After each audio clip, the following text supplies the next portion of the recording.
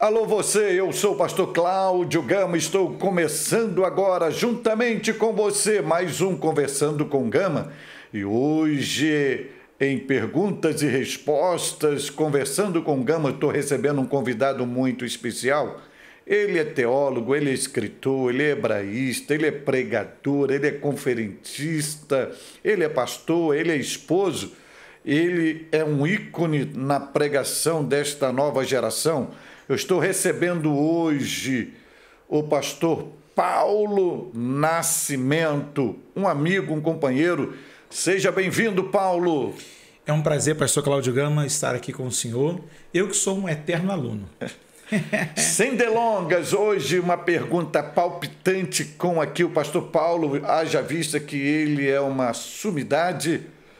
Pastor Paulo Nascimento, nós vemos que a salvação é uma manifestação da graça de Deus.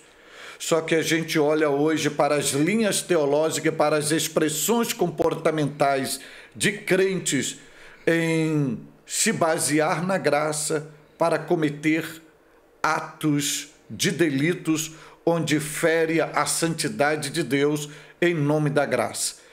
O que o senhor pensa e o que a Bíblia diz acerca da banalização da graça de Deus? Então, meu pastor Cláudio Gama, Romanos capítulo de número 8, palavras do apóstolo Paulo, verso de número 8, os que andam na carne não podem agradar a Deus. Quem banaliza a graça de Deus não entendeu o que é a graça.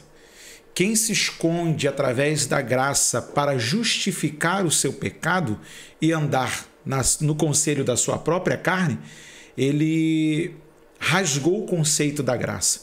Para nós foi nos anunciado que a graça é o favor imerecido. Eu aprendi com o saudoso reverendo Paulo César Lima, uma grande sumidade teológica, que falar da graça de Deus é falar de algo que não dá para se sondar, mesmo que tenhamos que defini-la como algo que não tem como a gente falar assim de maneira tão humana, porque é uma expressão do amor de Deus, é uma expressão do atributo divino. E com a banalização dos nossos dias e a relativização da Bíblia, muitas pessoas ainda usam a Bíblia como referência para dizer que o tempo da graça lhe dá a oportunidade para fazer tal coisa, quando não. Não é porque eu vivo no tempo da graça que eu posso fazer tudo. Por exemplo, a graça de Deus me tem alcançado. Onde abundou o pecado, superabundou a graça de Deus. Isso não é motivo para eu continuar pecando. E aí há uma briga, de pensamentos entre assembleanos e reformados, pentecostais e não pentecostais, onde ele diz assim, mas eu estou vivendo pela graça. Eu falei, mas a graça não te deu uma carta livre para pecar, porque o pecado não é só transgredir, não é só errar o alvo, é ofender a Deus. Como o Senhor mesmo disse no começo, é uma forma de você ferir a santidade de Deus e outras vezes a autoridade de Deus. E quando eu faço essa banalização da graça de Deus, eu estou dizendo que a Bíblia não foi entendida como deveria ter sido entendida por alguém. E essa galera que, para justificar os seus atos pecaminosos, as abominações, pega justamente esse versículo que diz, onde abundou o pecado, superabundou a graça, que tem uma linha aí que já defende que quanto mais eu pecar, mais eu desfruto da graça. Isto é realmente desfrutar da graça de Deus ou mergulhar no lamaçal do pecado, alimentando a velha natureza, numa justificativa que vai ser agraciado pelo favor divino? Entra uma mensagem que o senhor um dia pregou na Assembleia de Deus de Cerâmica, do pastor João, quando o senhor fez uma referência paulina. E eu me lembro muito bem quando o senhor falou sobre o apóstolo Paulo, miserável homem que sou, quem me livrará do corpo desta morte? Paulo dizendo que aquilo que ele queria fazer, ele não fazia. Ele lutava constantemente contra o pecado. O pecado estava diante dele todos os dias. Mas ele sabia que com a sua consciência, ele deveria servir ao Senhor. O problema hoje, pastor Cláudio Gama, é que há uma mortificação da consciência de alguns cristãos e eles acreditam que quanto mais pecam, mais desfrutam da graça de Deus. Não. Quanto mais eu peco, mais distante eu fico de Deus. Isaías falou isso para nós, que os vossos pecados fazem divisão entre vós e o vosso Deus. Pecado é pecado. Pecado é para fugir dele. Pecado é para você sair de perto. Não tem super-homem. Existem pessoas dependentes de Deus. E quando você não reconhece isso, você acaba se tornando um pecador inveterado. E aí você tem prazer no pecado. E pecado não está no programático do crente. Porque pecado é acidente de percurso e não projeção de vida. Porque a gente olha hoje, e isso está notório diante dos nossos olhos, não somente nas igrejas brasileiras, mas em outros lugares do mundo, as igrejas, numa mensagem que eu não quero perder os jovens, aí permitem uma série de ações, dentre elas você percebe no Brasil, dentro das igrejas, liberação de bebidas alcoólicas. E em outros casos, ações que não condiz com as Sagradas Escrituras, pessoas exercendo algum tipo de vício, algum tipo de prática. E isso tudo, é melhor ter essas pessoas aqui, porque elas estão debaixo da graça de Deus, do que tê-las lá fora. A graça não é transformadora? Então, como é que uma pessoa vem para debaixo da graça de Deus e utiliza a graça de Deus para alimentar os seus impulsos carnais? Edmundo Baldes, Deus não unge métodos, Deus unge homens. O grande problema hoje é que a galera quer fazer de um método uma aplicação como de uma doutrina, esquecendo que a nossa doutrina é a Bíblia Sagrada, ela já está imposta para nós. Não tem como a gente fugir disso. E aí o que acontece? Quando você tem hoje essa vulgarização do sagrado, vale tudo. É o que o pastor Hernandes Dias Lopes, da Igreja Presbiteriana do Brasil, vai dizer, que é o balcão da fé. É o vale tudo em o nome da fé. E eu tenho uma certa rechaça, observação, porque numa igreja que vale tudo, então vale também alguma coisa que possa, entre aspas, se tornar mais importante do que o próprio dono da casa. A gente cai na esparrela do que aconteceu com a igreja do Apocalipse, onde o próprio dono da casa batia na porta, deixa eu entrar. Não existe nada mais absurdo que eu colocar na centralização o homem, quando a honra, a glória e o louvor, a centralidade deve estar sempre em Deus. Eu me deparei com uma adolescente que ela estimulou o pai: eu quero ir numa vigília, eu quero ir numa vigília, eu quero uma vigília, uma vigília, uma vigília, uma vigília só de jovem, só de jovem, só de jovem.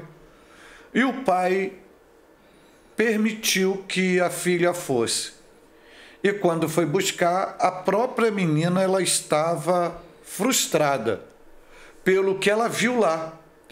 E ela viu uma pessoa, em nome da graça, se apresentar para ministrar a palavra de Deus de uma forma totalmente atípica, ou seja, a pessoa estava de chinelo de dedo, só para começar, de uma forma totalmente atípica, e em toda a mensagem chamando Jesus de cara. Aquele cara, aquele cara, aquele cara, e recheou a mensagem dele cheia de gíria. Aquela menina que foi ali, ela saiu dali frustrada consigo mesma. Aí, quando eu vi ela fazer essa declaração ao seu pai, eu comecei a analisar, mas a proposta não é para ganhar os jovens? Como que essa própria moça saiu de lá frustrada?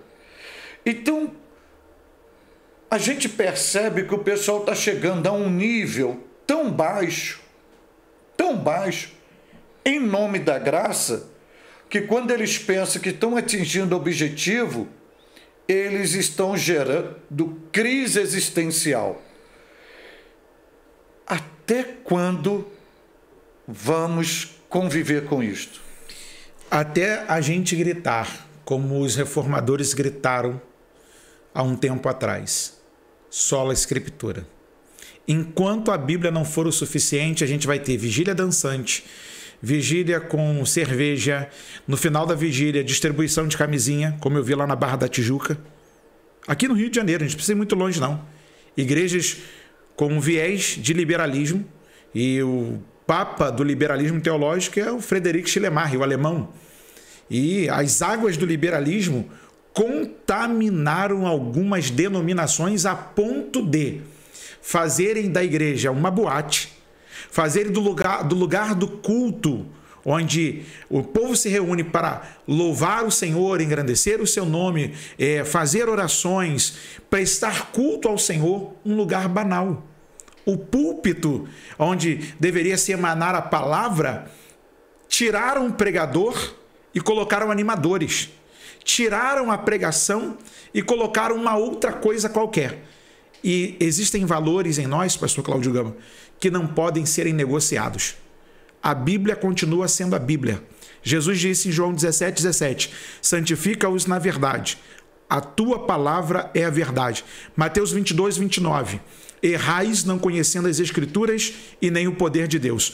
Quando eu negocio para que uma pessoa se aproxime do Evangelho, eu estou dizendo que a Bíblia não vale a pena, que a Bíblia não tem valor. Mas quem conhece o valor da Bíblia, das Sagradas Escrituras, ele não se vende, ele não rebaixa aquilo que Deus nos chamou para fazer, pregar o Evangelho.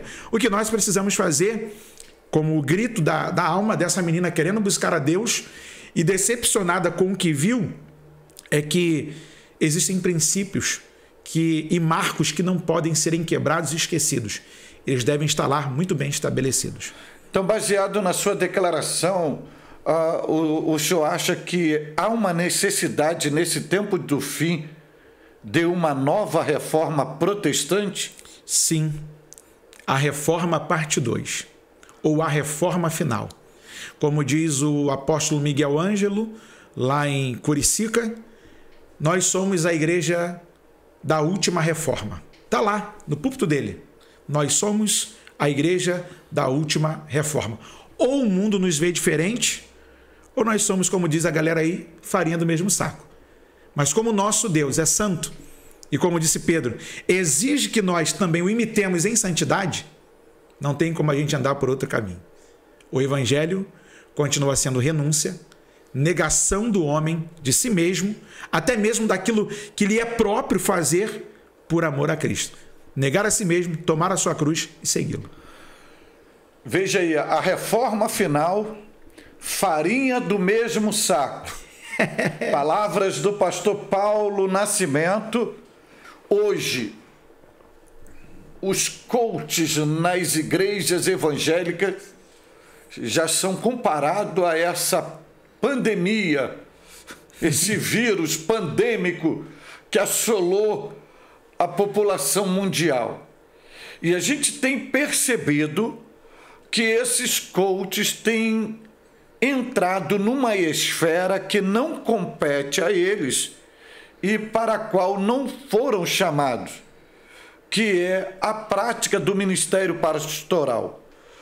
Como entender essa tentativa evasiva dos coaches em querer exercer uma função pastoral?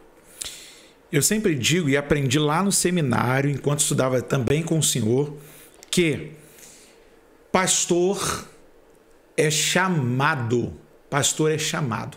Não adianta a gente tentar forçar a barra. Eu lembro da pergunta do pastor Oscar, ainda falando sobre a introdução do Novo Testamento, perguntando para os alunos, na sua primeira aula, quantos estão aqui porque a igreja enviou? Quantos estão aqui porque desejam serem pastor? Quantos estão aqui porque entenderam que o Espírito Santo está te impulsionando ao chamado de Deus? E há uma grande diferença, porque não tem como, pastor Cláudio Gama, a gente colocar o açougueiro para fazer o parto no lugar lá do camarada que tem a especialidade para operar, para trazer a criança para fora da barriga da mamãe. Não tem como eu tentar fazer com que o padeiro que mexe na massa entender de tecnologia e lançar um foguete para o espaço. Aí a gente precisa definir que cada um tem o seu devido lugar. O coach, ele é muito legal, muito profissional, quando ele é convocado para aprimorar uma empresa, um determinado segmento. Agora, quando ele chega na igreja, ele tenta romantizar a Bíblia. Ou seja, ele coloca o homem no centro e Deus fora do centro. E aí ele já começa deturpando a Bíblia. Aí entra o perigo. Interessante, o senhor falou da importância funcional do coach numa empresa para uma prática motivacional. Só que a gente percebe uma ação deles endereçada não para esse público, não para aqueles que ainda não conhecem Cristo, mas a gente percebe eles endereçados justamente ao rebanho de Cristo, onde já existe um pastor instituído sobre eles. Onde eles querem chegar com isto? O perigo deles assumirem um papel que não é deles é fazer mal e distorcidamente aquilo que eles não foram chamados. Porque a funcionalidade do pastor chamado é perceptível. A ovelha conhece a voz do seu pastor. A ovelha, quando ouve a pastoral do púlpito, ela consegue absorver melhor. Até o itinerante que vai lá na igreja pregar, ele prega, dá uma palavra, a ovelha entende, mas não é o mesmo efeito que o pastor do rebanho. Aí quando chega o coach, ele já chega querendo animar o público, querendo levantar a moral do público. E quantas vezes a palavra ela nos abate na nossa moral? Porque a nossa moral às vezes está pervertida. Quantas vezes a palavra ela não vem para massagear o nosso ego, mas para mostrar que nós somos pecadores, que nós somos de barro e que nós dependemos de Deus e que Ele é o oleiro e que nós precisamos da obra das suas mãos em nós. E aí não tem como a gente ficar negociando com eles o púlpito, porque o púlpito é lugar para profetas, púlpito é lugar para quem foi chamado. Púlpito não é um lugar para a gente ficar animando o auditório e massageando o ego de ninguém. Porque se eu quero massagem no meu ego, eu vou escolher uma clínica especializada para fazer uma boa massagem, para me ouvir e fazer tudo que tenho direito. Agora, quando eu quero ouvir Deus, nem sempre Deus vai falar o que eu estou ansioso para ouvir. Mas tudo que Ele falar será curativo para a minha alma e será um ânimo para a minha caminhada. O que, por último, para a gente estar palpitante aqui, por último, o que deve fazer o pastor para preservar o seu rebanho diante desses coaches que querem exercer um ministério pastoral paralelo sobre o seu rebanho? O pastor deve ser um pastor bíblico, em primeiro lugar. Ele não pode ser um pastor que tem achismos na cabeça. Não, eu vou fazer isso aqui, não, porque eu acho que... Não, ele tem que ser bíblico. Ah, mas a palavra vai ofender a fulano. Ou eu agrado a Deus, ou eu agrado a homens.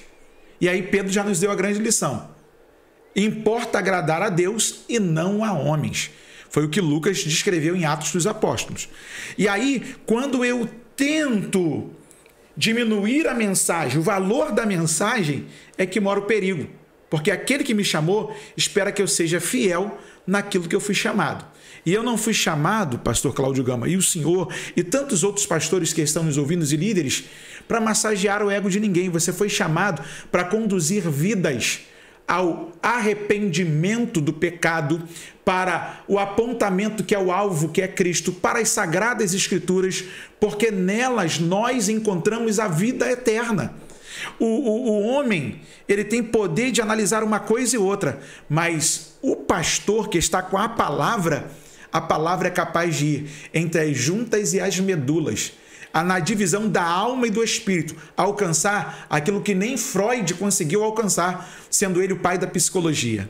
E o pastor que tem o verdadeiro chamado, que carrega o cajado na mão, com esse cajado ele protege o rebanho dessas sutilezas e mete o cajado em cima desses lobos fantasiados de coach para correr, para que o seu rebanho não seja devorado.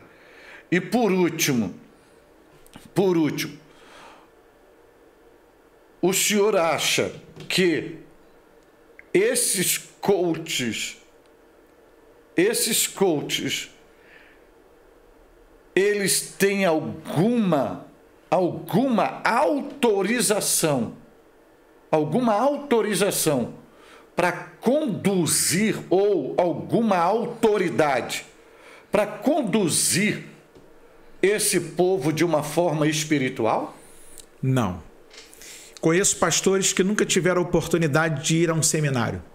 Conheço pastores que nunca tiveram a oportunidade de estudar, mas têm autoridade no que falam pelo temor a Deus, pela singeleza do trato, por ter cheiro da ovelha próximo e por se colocar em perigo para defender o rebanho do Senhor. Ou seja, coach tem cheiro de dinheiro, mas não tem cheiro de ovelha. Não, não tem. E o pastor nem sempre. Pastor só tem cheiro de ovelha. Apesar de sermos chamados de muitas vezes alguém que anda de forma desonesta para tentar tirar dinheiro do povo. E não é isso. Não é isso. Eu faço aqui uma defesa de que todo pastor, ele é digno do seu salário. Agora, qual é o problema? Não é mercenário. Mas não é mercenário. Qual é o problema? O problema é que cada um deve ficar naquilo que foi convocado, chamado por Deus. Se você é mestre, fique como mestre. Se você é evangelista, evangelista. Se você é doutor, fique como doutor. Se você é profeta, como profeta. Se você é pastor, como pastor. Se você é coach, monte a sua empresa, monte seu escritório, monte o seu viés e a sua equipe e dê a sua consultoria para quem lhe convidar. Agora, Bíblia, púlpito, igreja é outro departamento. É Deus quem levanta. E rebanho Deus nunca deu a coach. Não. Rebanho Deus sempre dá ao pastor. Ao pastor. Pastor Paulo Nascimento, é evidente diante dos nossos olhos, e a gente percebe publicações nas redes sociais, e não são montagens, são publicações legítimas, não é fake news, porque a gente percebe confissões das próprias pessoas, e além disso, demonstrações com fatos comprovados de grandes líderes, expoentes em nosso país. A gente depara no nosso dia a dia, na nossa convivência, líderes que eram referenciais para nós, modelos de vida, e de repente estoura uma bomba que aquele líder estava há alguns anos cometendo algum delito, praticando alguma abominação, e aquele líder é afastado, é excluído, é exonerado, ou é jubilado, e da noite para o dia, do trono para o fundo do poço, não porque ninguém o derrubou. Ele foi pelos seus próprios passos, pelos seus próprios hábitos. Isso significa que hoje a gente está diante de muitos líderes embriagados pelo poder. O senhor, como um teólogo, como um estudante de teologia, de liderança, o que leva um líder a se tornar embriagado pelo poder? Eu vou fazer uma referência aqui um tanto complicada para alguns que vão ouvir de primeiro. Cazuza dizia que as suas referências morreram por overdose do poder. Cazuza, né? Cazuza. Logo ele. Mas Paulo apóstolo nos ensina no conselho a Timóteo, do jovem pastor, que procura apresentar-te a Deus como obreiro aprovado, do que não tem do que se envergonhar, e que maneja bem a palavra da verdade. Eu vou destacar duas palavras em grego: dóquimo, aprovado, e ortotômio, que faz o corte. E aí, quando a gente fala de dóquimo, Paulo está remontando a ideia de alguém que está indo ao mercado e que, quando chega lá, que ele vai fazer o pagamento com a moeda, eu não sei qual era o avaliativo do mercador, mas ele poderia dizer dóquimo ou adóquimo, ou seja, aprovado ou reprovado. Assim é o próprio Deus com a gente. Ele nos convida para a sua obra, honra nossa, alegria nossa, participar daquilo que é o chamado do Senhor. Só que Paulo vai dizer para Timóteo: procura apresentar-te a Deus aprovado, como obreiro que não tem que se envergonhar. E a palavra manejar é ortotômio. É a ideia daquele agricultor que está arando a terra, ou do alfaiate, como nós tínhamos o seu Fábio, que ele tinha que cortar com precisão o pano para não perder, para não desperdiçar. E assim deve ser o obreiro. Só que Paulo ainda fala para Timóteo: toma cuidado da sua própria vida, porque não adianta a gente cuidar de um rebanho e perder a gente para nós mesmos. Qual é o grande problema hoje, pastor Cláudio Gama?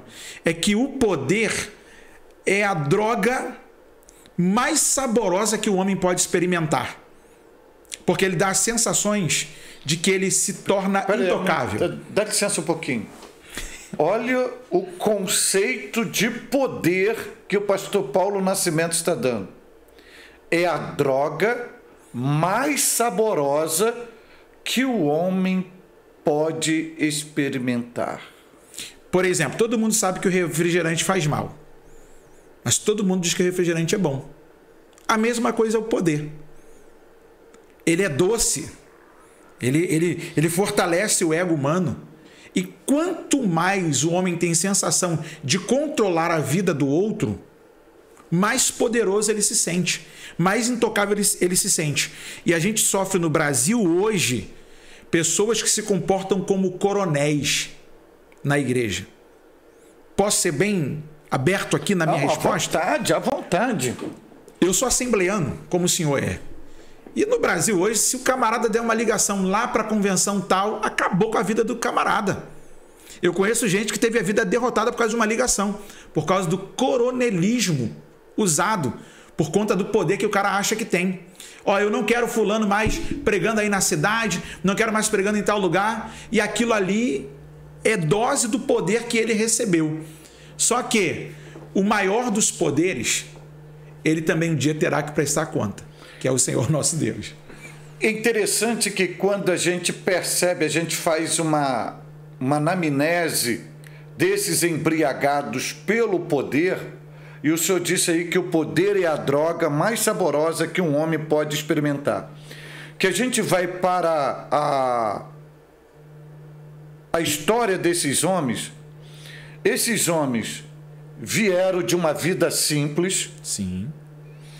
Muitas das vezes não tiveram uma oportunidade para estudar, vieram de um trabalho pesado, e Deus chama esses homens, ou seja, tira do nada, tira do monturo, e daqui a pouco esses homens é um líder de multidões, de uma igreja tremenda. E esses homens, da noite para o dia, se tornam deificados. Será que é nessa deificação que eles acham que eles podem pecar, administrar seus próprios pecados e eles mesmos perdoarem os seus pecados? Se torna complicado porque quando você acredita que é o dono do poder e que você pode julgar a todos e não ser julgado por ninguém, você se sente como quem não peca. Para eles, a palavra pecado no seu dicionário do dia a dia não tem. Eles são a personificação da perfeição. Lembra do rei que se achou muito e que Deus o fez um animal para rastejar? Na história que Daniel conta para a gente, na Bíblia? Até onde o poder é capaz de embriagar o homem? Até que Deus traga o juízo para mostrar para ele que ele é tão mortal como qualquer outro. e que ele é tão pequeno como qualquer outro. Quando a gente percebe a queda, ou não vou dizer a queda, porque quando a gente recebe a notícia, é porque se tornou público, não dá mais para esconder o que estava escondido, mas a queda já aconteceu e tem casos de 10, 20, 30 anos e o camarada na frente da igreja como se ele fosse o santarrão máximo da igreja.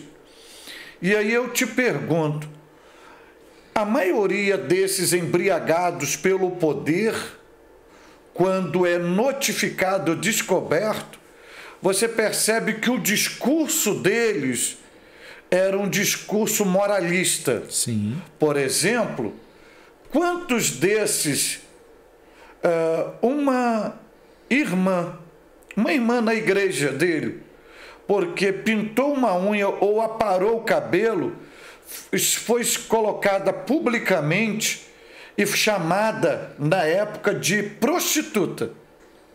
Aí passou-se uma época, descobriu que este líder estava com uma vida paralela, uma duplicidade de vida. Onde eu quero chegar? Esses embriagados pelo poder se escondem atrás de um discurso moralista? Principalmente para tentar maquiar os seus pecados. E ninguém sabe. O cara está tendo um discurso de moralista, como é que você vai desconfiar do cara? Por exemplo, eu tive uma oportunidade de ir numa igreja que no final do culto o pastor estava com um pote de acetona, algodão e tirando o esmalte da unha das irmãs. Só que há de se observar, pastor Cláudio Gama, para a gente poder fechar o assunto. Aí, o pastor estava fazendo o quê? Um pote de acetona, algodão na mão e tirando o esmalte. Não estava orando, não estava ungindo, não estava abençoando. As irmãs tinham que passar... Mas tirando o pastor é manicure. Era pastor, mas eu acho que queria ser manicure. Eu hoje já dorme no Senhor, mas... Será que dorme? Mas vamos lá. Exemplo clássico da Bíblia. Mateus capítulo 4. Eu querendo tempo para orar, para jejuar, para estudar, para escrever sermão, o camarada tirando acetona de unha de irmã. Mateus capítulo de número 4. Foi Jesus conduzido pelo Espírito ao deserto para ser tentado pelo diabo. Ou seja, eu entendo que nem todo o deserto foi o diabo que conduziu e é prova. É verdade. Pode ser uma escola de ensinamento e uma escola de tratamento de Deus. Para onde que o diabo conduziu Jesus? Para o pináculo do templo, a parte mais alta.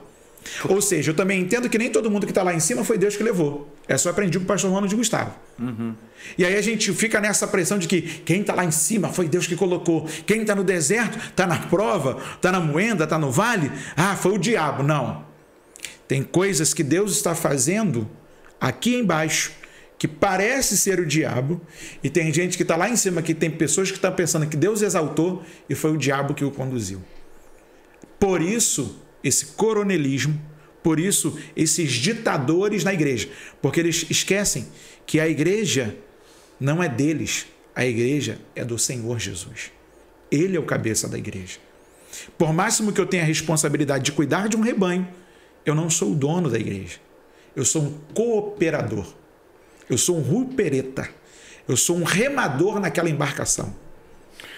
Meu Deus, remador na embarcação. Deus nos chama para ser remador e o camarada opta para ser manicure. Só Jesus. Só Jesus.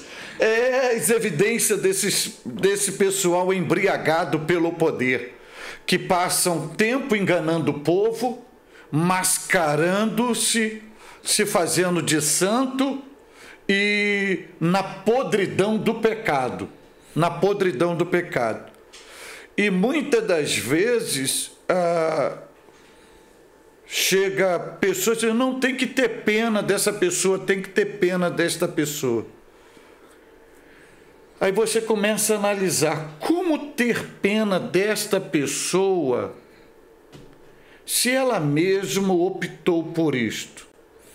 Não é uma questão agora sua. Eu pego muitos casos de bizarrice no canal Falando de Bíblia. Eu já vi gente sentada num cadeirão tipo rei e mandando os membros beijarem em pé. Espante-se o Senhor. São Paulo. O Brasil é celeiro dos mais hereges do mundo. Olha que os africanos zoam também para caramba lá. Mas os brasileiros ganham de lavada. O Daniel fica espantado quando a gente começa a produzir o material, separar o material para fazer vídeo, resposta, a gente fica assim, rapaz, não acredito nisso não. O outro que tinha que jogar dinheiro no pé lá da determinada apóstola, da bispa, porque senão não era abençoado financeiramente. E essa turma são muito parecidos com os fariseus. Nos seus discursos e nas suas doutrinas, chamam Deus de Pai, mas no seu comportamento parecem filhos do diabo.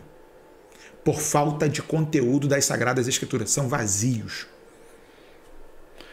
Porque nós estamos vivenciando, e eu falo até dentro da família pentecostal, líderes que eram modelos.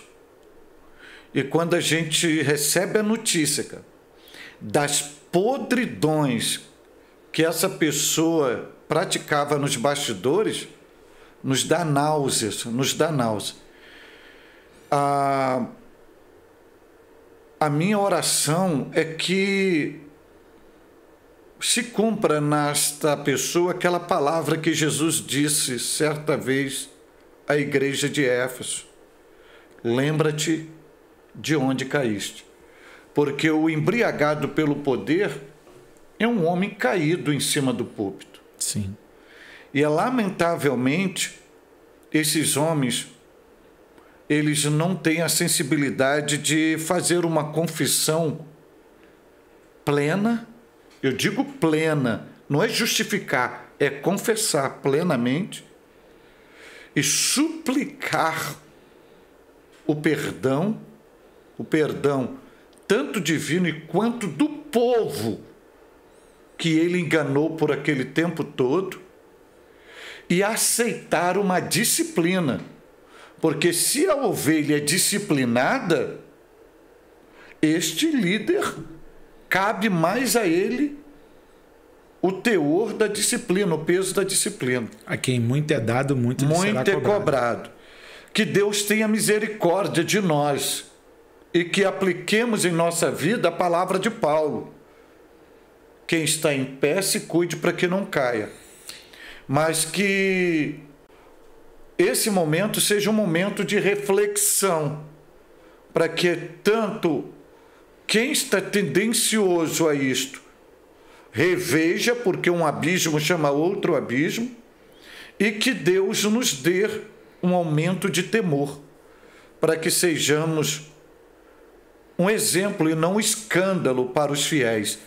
Palavras de Salomão: quem cobre o pecado não prospera, mas quem confessa e deixa alcança a misericórdia. Alcançará a misericórdia. Você já faz parte da família do ministério do pastor Cláudio Gama? Ainda não? Ô, rapaz, me dá esse prazer, essa felicidade. Venha integrar ao ministério do pastor Cláudio Gama, ao meu ministério, se inscrevendo no meu canal no YouTube. Convide sua rede de amigos, convide todos os seus familiares. Venha nos dar esse apoio, lembrando sempre que juntos sempre somos muito mais fortes e juntos chegaremos muito mais longe. Hoje, como prometido, vamos estar falando hoje de pregadores sem conteúdo. E quem está me dando a honra de aceitar o meu convite para tratar desta temática é um camarada totalmente preparado para isto. Ele é um teólogo, um hebraísta, um professor, um teólogo, um pastor, um conferencista, pai e esposo, o homem que tem feito a diferença no ensino teológico e bíblico. Pastor Paulo Nascimento, obrigado, companheiro, por aceitar mais uma vez o meu convite, está nos adornando com a sua presença. Eu que agradeço, meu pastor, a honra, a alegria de estar aqui cooperando com o senhor. Pastor Paulo, recentemente eu recebi uma série de vídeos de pessoas pregando, ensinando, e uma delas dizendo que que teve a revelação e provando na Bíblia Sagrada que o fruto que Eva comeu foi o coco, baseado que ela tomou, e só se toma água de coco, baseado no que ela comeu, e se o fruto que se come é coco. Isso está no vídeo. E outras pessoas, mensagens em cima do púlpito, pessoas dizendo que Deus falou, ou seja, usando a Bíblia, mas não se prega na Bíblia. E isso, desde aqueles que a gente olha assim, precisa de uma escola dominical para formatar conhecimento, mas também de altos escalões, pessoas que são teólogos e pregando em cima dos púlpitos, que quando você vai analisar o conteúdo, tem de tudo, menos a palavra de Deus. E o que dizer desses pregadores que vão em cima do púlpito para aproveitar aqueles momentos para dizer que ele é o poderoso, o autêntico pregador, pregadores sem conteúdo? E aí, tá contigo? Pregadores sem conteúdo é o que mais temos nos nossos dias no Brasil. O cara às vezes tem uma boa impostação de voz, o cara às vezes tem boa presença no púlpito, o cara muitas vezes tem boa apresentação na sua roupagem, mas falta conhecimento. John Stott dizia que haverão pessoas que falarão da Bíblia a sua vida inteira sem entenderem uma vírgula do que a Bíblia está dizendo. Mais constrangedor que isso é você ver o Dr. Martyn Lloyd-Jones. Eu tive a honra de ir lá em Londres, na Inglaterra, e conhecer o Westminster, onde ele pregava, e ele deixou para nós uma grande obra, Pregação e Pregadores. Ali ele fala sobre o pulpiteiro, que é o profissional do púlpito, o palpiteiro e sobre o pregador, sem contar aquele que é o papagaio. Ele ouve, né, o pastor Cláudio Gama pregando sobre barro na mão do oleiro. E aí ele espera passar 2 anos e cheguei com uma revelação. O que você vai pregar, meu filho? Jeremias 18. Barro na mão do oleiro. Introdutoriamente. Aí, calma aí. Já ouvi essa mensagem aí, filho. Muda o repertório, que essa aí eu já conheço. Eu conheço quem pregou essa aí a primeira vez. E o pior, meu pastor, gente que roda o país inteiro com 4 sermões. Quando não, indo para a igreja, para o compromisso, liga. Pastor Cláudio Gama, me dá uma mensagem aí para eu pregar aqui. Eu sei que você já passou por essa região aqui, mas não tem nenhum material aí que o senhor tenha, que o senhor não usou aqui ainda. Porque, né, a gente anda por lugares diferentes, às vezes por lugares iguais. Manda uma mensagem para mim aí, como se sermões fossem fast food. Esse aí é o papagaio ou o palpiteiro? Esse é o papagaio. E o palpiteiro? O palpiteiro é aquele que ele lê o Salmo 23 e diz assim: o Senhor é meu pastor, nada me faltará. Olha para o seu irmão e diga assim: não vai faltar luta, não vai faltar problema. O texto não está dizendo isso, gente.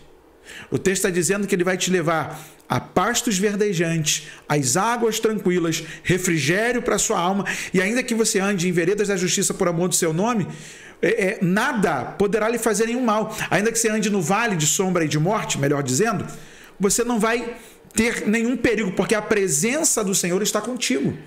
Agora, por que a igreja abre espaço para esses pregadores sem conteúdo? Sabe que o camarada não tem conteúdo. Só porque o cara tem uma visão, só porque o cara tem, entre aspas, profecia e que vai lá dar umas profetadas. Será que é para atrair público? Eles estão preocupados com a quantidade e não com a saúde das ovelhas? Pastor Cláudio Gama, o tempo de hoje é bem diferente de alguns anos atrás. Vamos colocar aí, 10 anos atrás, 20 anos atrás. O senhor tem quanto tempo de carreira? 30 anos. 30 anos de carreira. Pregando. O senhor tinha Twitter nessa época? Não, senhor. Tinha Facebook? Não, senhor. O senhor tinha essa mídia que tem pregador hoje? Não, senhor. Que ele faz o quê? Ele é contratado por uma equipe para divulgar o seu ministério. Quando não, ele fica nos grandes eventos com o cartãozinho dele. Aí, me leva aí, me leva aí, me leva aí. Aí, me leva aí nessa aí. Ou então liga para o senhor e diz assim: ó, Deus me deu uma palavra para entregar aí na igreja do senhor.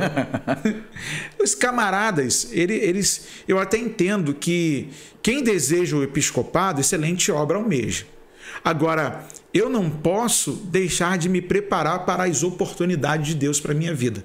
Deus não levantou alguém despreparado para doutrinar a igreja do Senhor. Ele levantou Paulo, que era um homem que tinha conhecimento. O camarada desceu entre os árabes, falava árabe. O cara estava entre os judeus, falava em hebraico. O cara desceu entre os romanos, ele falava o latim. O camarada era poliglota, estava bem instruído na lei do Senhor. Tanto é que ele volta para o local do seu nascedouro para ficar fazendo uma revisão sobre os ensinamentos da Torá. Ele não saiu dali da visão que ele teve de Jesus e já foi sair pregando. Mesmo porque quando a igreja de Jerusalém o recebe e ele começa a pregar, tem uma certa resistência. Então ele vai se autoavaliar, autorrobustecer para começar a pregar. Os camaradas chegam hoje e já querem assumir púlpito. Esses pregadores sem conteúdo, é falta de oportunidade ou preguiça de estudar? Muitas vezes, preguiça para não estudar. Por quê? É muito fácil, o cara fica hoje na frente do YouTube. Vou ver esse conteúdo aqui, vou ouvir o Hernandes Dias Lopes, vou ouvir o Augusto Nicodemos, vou ouvir o pastor Cláudio Gama, vou ouvir o pastor Elianai Cabral, vou ouvir o Caio Fábio, que tem um monte de gente hoje dentro das Assembleias de Deus pregando mensagem do Caio Fábio. É mesmo? Tem. Pô, fala isso aí, cara. Tem. Dá um alerta para os assembleanos aí, ó. Tem, Mateus capítulo 1, que ele também pregou brilhantemente. Eu já vi o senhor pregando sobre Mateus 1, genealogia de Cristo, uma mensagem totalmente diferente do viés do Caio Fábio. Lucas 15, o filho pródigo e o irmão do filho pródigo, o pessoal pregando. Cama curta, que o Caio Fábio pregou aqui na Concha Acústica de Niterói, no Salesiano, a galera pregando direto. E aí os caras ainda têm a coragem de dizer assim: não, Deus me revelou. Quem Deus revelou o quê? Ouviu lá o camarada no YouTube, anotou, o cara é de boa memória, tá com a memória fresca, né? Aí o que ele faz? Ele vai fazer igualzinho, ele vai papagaiar, ele vai falar aquilo que não é dele, e quando você pergunta no assunto, ele não sabe responder. Por quê? Porque não estudou o contexto. Então, além de papagaio, o pregador sem conteúdo, ele é um mentiroso, porque ele diz que foi o Espírito Santo que deu para ele. Provavelmente Aí sim. Quem deu foi o YouTube, não foi o Espírito Santo. Não. E quando ele diz que tem uma rema? Uma rema ou uma resma? Ele deve ter uma resma, né? Para ficar escrevendo a mensagem dos outros. Uma rema não. Rema não. O camarada... Explica aí pro povo aí, para que o pessoal que não entende o que é a palavra rema. A palavra rema, meus irmãos, é uma palavra revelada.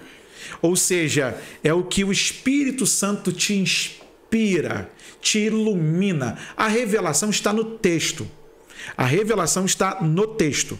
Você saber por que o texto anda para lá, por que ele para ali, para onde que ele está indo. Por exemplo, Mateus capítulo 5, Jesus começa o seu sermão. Ele vai ao capítulo 6 e o capítulo 7. O capítulo 8 já é outra história.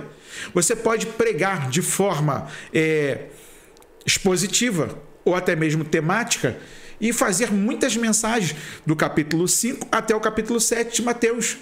Você pode usar Hebreus 11, por exemplo, como eu já usei na Assembleia de Deus Central do Boaçu, e o pastor Antoniel falou assim: rapaz, o que tu vai inventar hoje? Eu falei: não, nada não.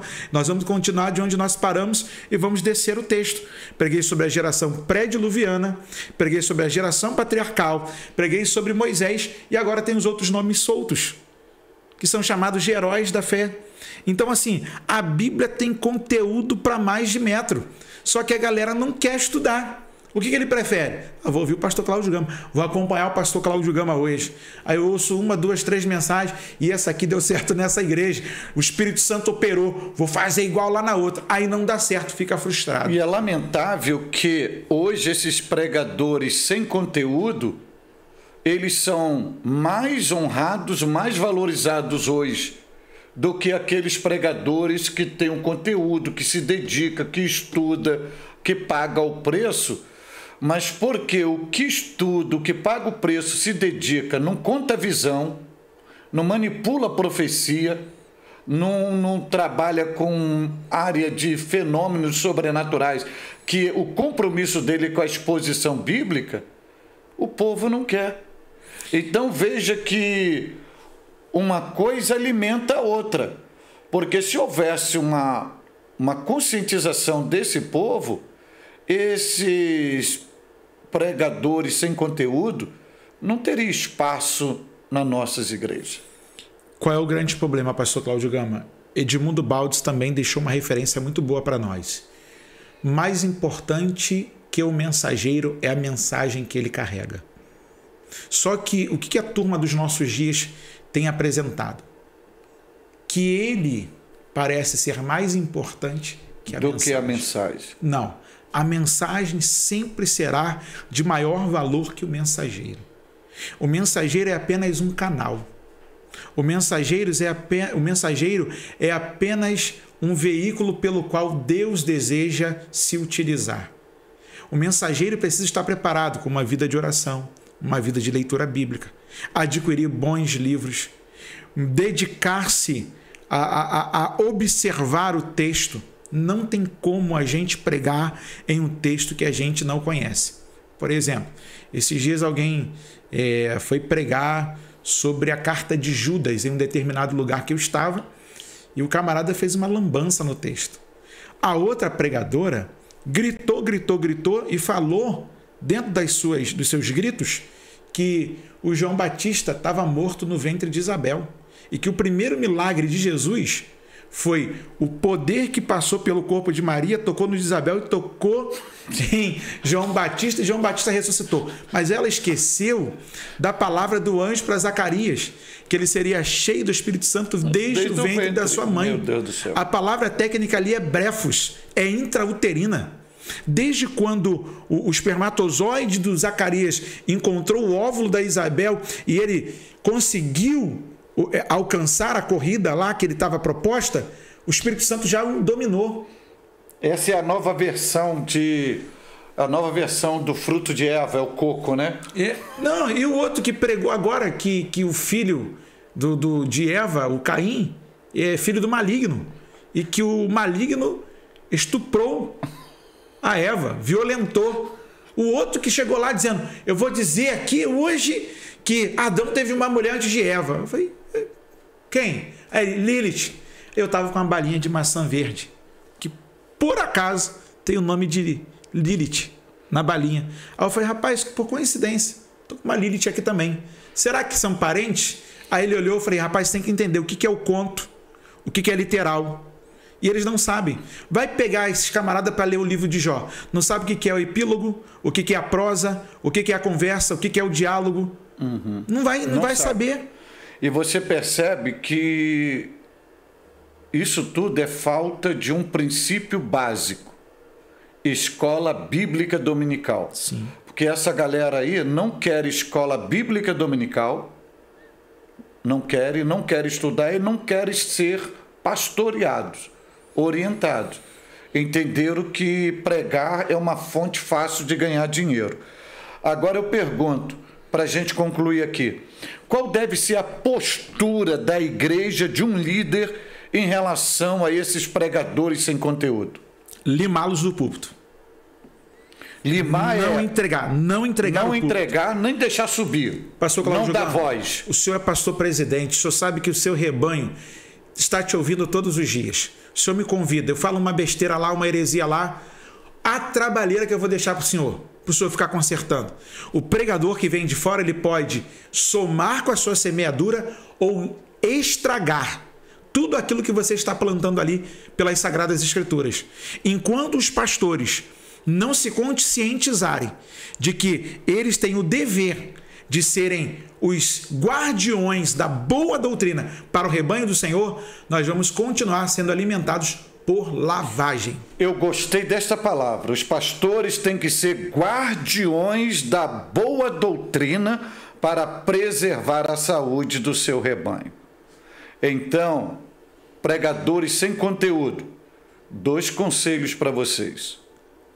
Deixem o púlpito corram para a escola dominical e vão ser discipulados por uma pessoa capacitada que possa te dar credenciamento para quando você tiver a oportunidade de pregar a palavra de Deus, você venha alimentar o rebanho e não dar palha seca quando dá. Porque nem muitos aí, nem palha seca tem para dar ao rebanho. Que Deus tenha misericórdia de nós. E que levante nossa pátria, como tem levantado, homens e mulheres comprometidos com a veracidade da palavra de Deus. Pastor Paulo Nascimento, nosso horário já finda. Quero te agradecer muitíssimo por disponibilizar seu dom, sua vocação, seu ministério, sua sabedoria, sua vida, sua pessoa, e para agregar essas riquezas, principalmente na minha vida e a todos aqueles que acompanham o ministério do pastor Cláudio Gama. Fica aqui meu tributo de gratidão a Deus para o irmão, em nome do meu ministério, da minha pessoa, e lembrando a você, pastor Paulo Nascimento é um exímio pregador, ensinador, que você pode convidá-lo para levar na sua igreja, e ele no YouTube ele tem uma programação muito especial, falando de Bíblia. Obrigado, homem de Deus. Obrigado, meu pastor. Honra minha. Seu amigo. Maravilha. Até a próxima, permitindo Deus.